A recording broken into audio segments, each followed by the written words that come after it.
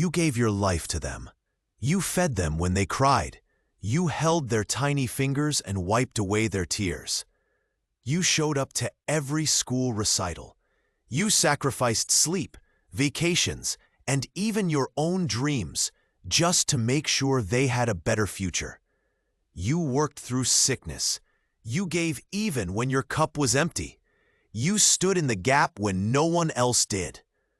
But now, they don't even answer your calls. They forget your birthday. They roll their eyes when you speak, dismiss your opinions, or worse, they disappear and treat you like a burden.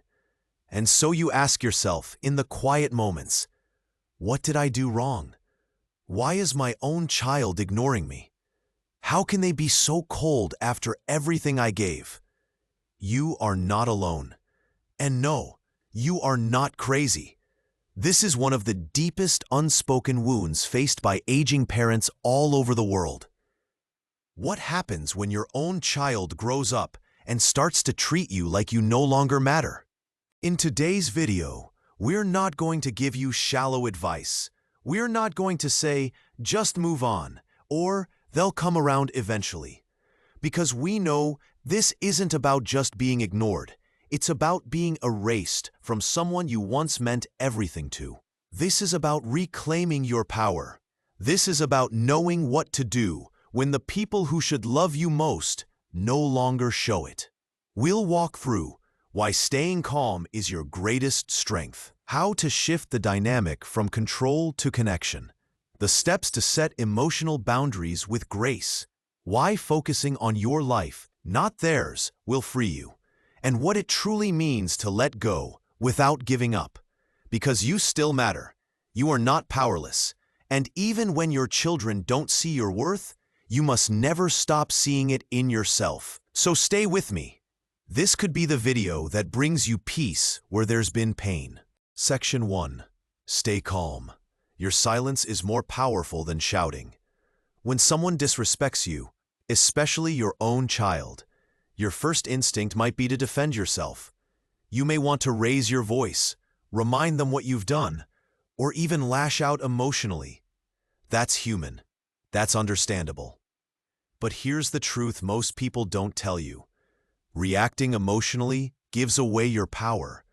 When your adult child is rude, dismissive, or cold, and you respond by shouting, crying, or lecturing, what you've done unintentionally is hand them emotional control. Instead, what if you did nothing? What if instead of yelling, you said, I'm going to step away now, and we can talk when there's more respect. I deserve better. I'll wait until we can speak calmly.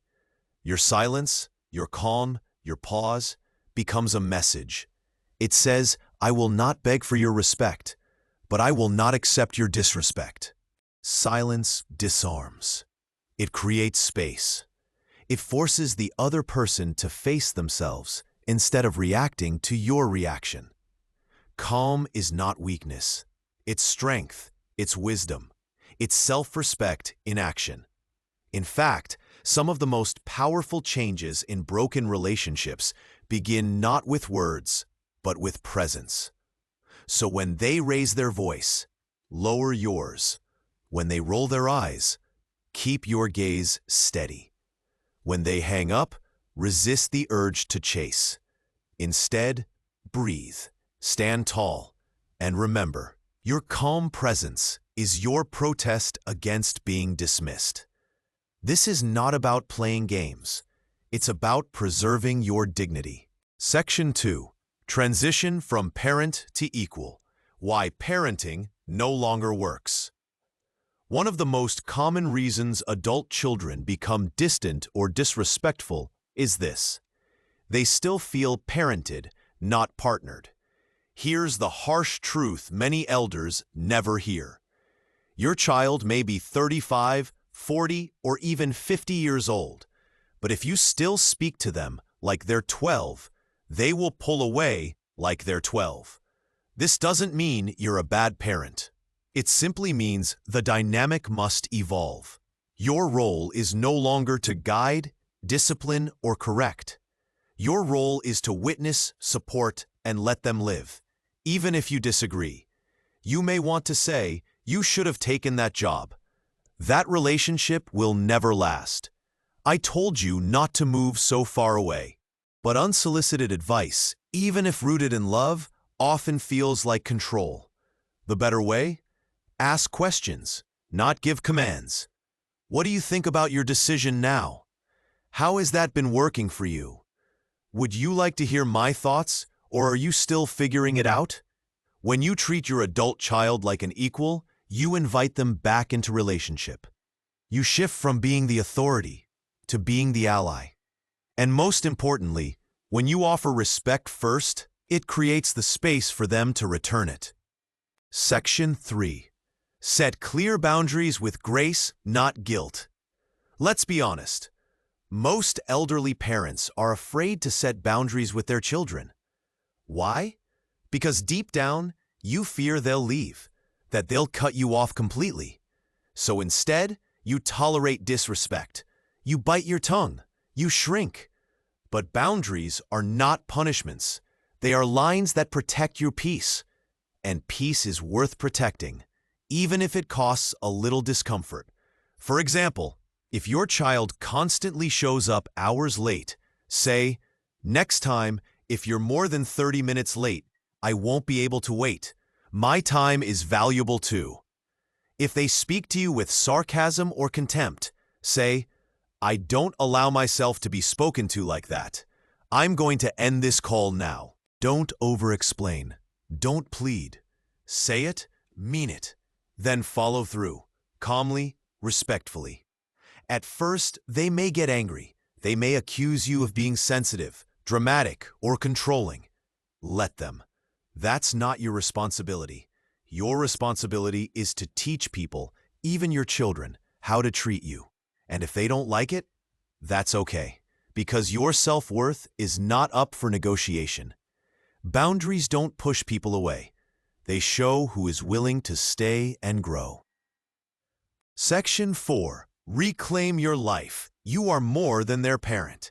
Here's something many aging parents don't realize. The more you center your life around your children, the less they want to be in it. Why? Because emotional dependency, especially from a parent, can feel heavy, even suffocating. Your child should never feel like they are the only source of your happiness. You have nothing else going on except waiting for their calls. You need constant validation to feel worthy. That's too much pressure, and most adult children retreat from that. So how do you take your power back? Start building a life that excites you again. Reconnect with old friends. Join a local club or community group. Pick up hobbies you dropped decades ago. Travel, write, dance, volunteer, study something new. You are still alive, so live. Let them see you thriving, not just surviving. The more joyful and fulfilled you become, on your own, the more magnetically they may return. Because when your children no longer feel responsible for your happiness, they're more likely to want to share it with you. Section 5. Speak from the heart, not from the wound.